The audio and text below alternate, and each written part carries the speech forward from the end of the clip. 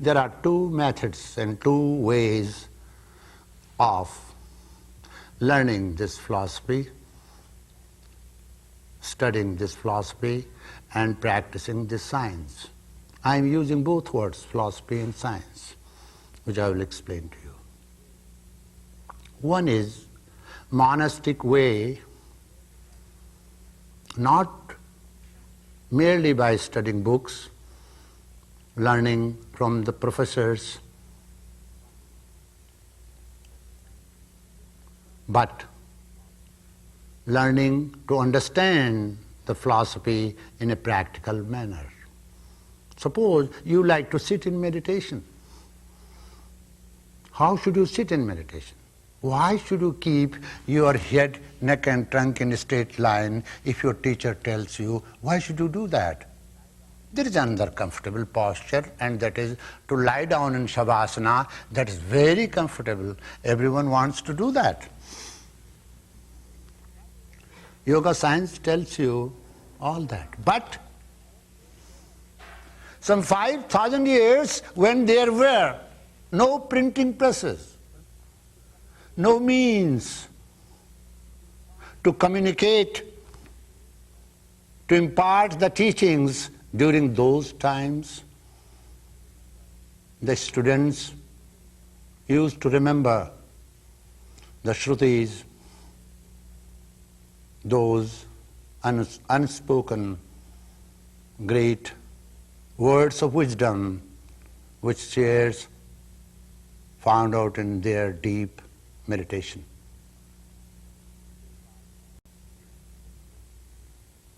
Devatma Sakti Sagunair Nigudam, as Sweta Upanishad says. Te dhyana yogena gatanupashyan. Those great sages, with the help of meditational technique, dived deep into the deeper realms of our being and came out with the wisdom and imparted that wisdom to us. Academic way is very funny. First of all, there is no university and college that teaches Yoga Darshana fully. They mention something about Yoga Darshana. There is no church which teaches the last chapter, book of Revelation. I went throughout the churches and monasteries. I didn't meet anyone who could teach that. Even in Vatican, it is not taught. They don't. Because for teaching the book of Revelations and for teaching two books of Revelations which are in Judaism, you need to understand the science yourself. You need to experience. Without experiential knowledge, you cannot understand anything. The description of seven churches,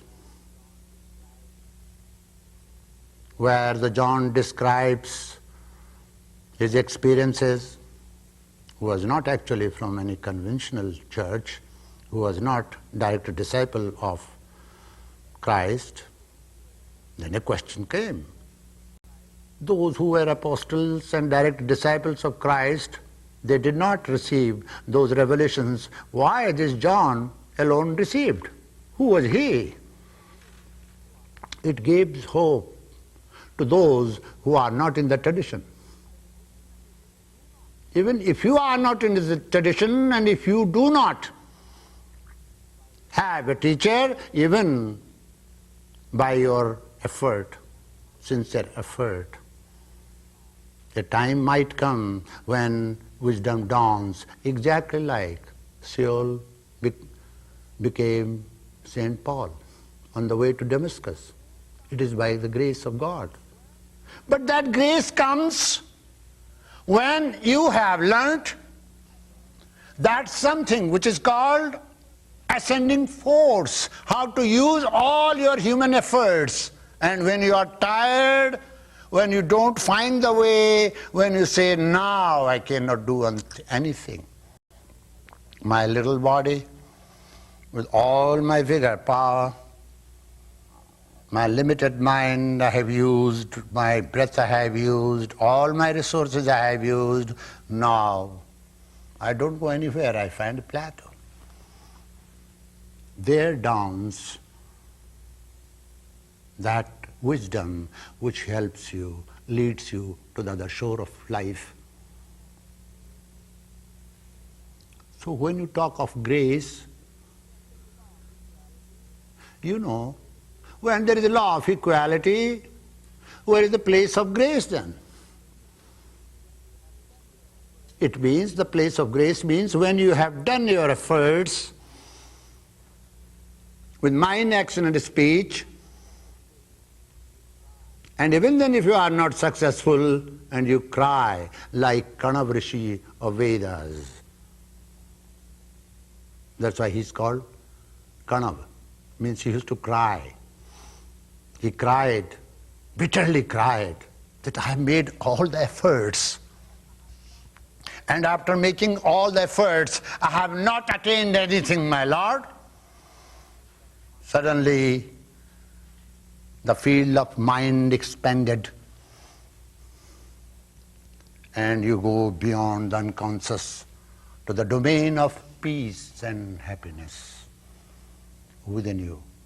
Many of us, most of us believe in God according to our convenience. When we have something, that something is not being attained and achieved by any other way, what do? We say, oh God, help me. And when we receive help, we forget. So partially we all believe in God and partially we all are agnostics.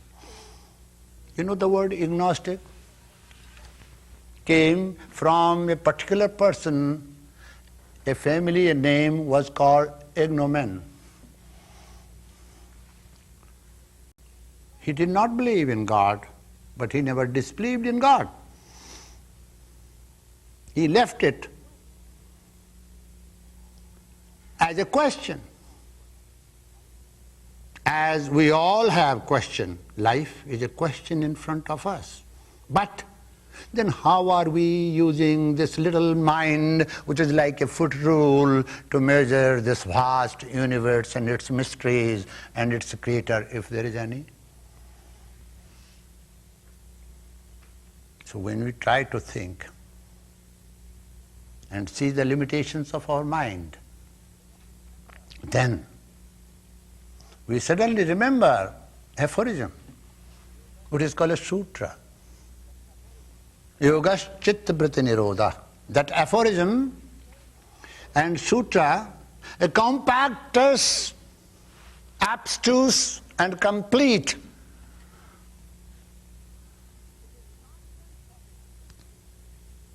It is not meant for the student to study.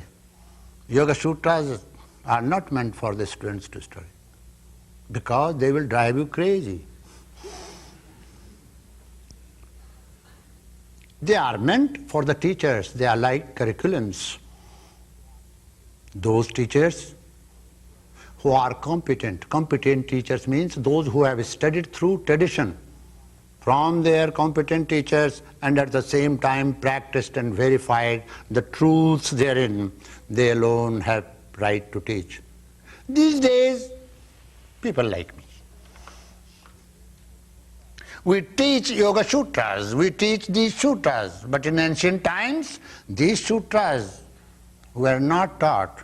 Nobody would learn the sutras from somebody who was not an adept, who was not a perfect yogi. Yogi is he who practices yoga, yogi is he who has attained the highest state called samadhi. Now, there are two meanings of this. Samadhi is a state of happiness. Samadhi is a state where there is no question. If you resolve all your questions, if there are no questions in your mind, Can you imagine what will be the condition of your mind? How will you think and what type of thinking you will have?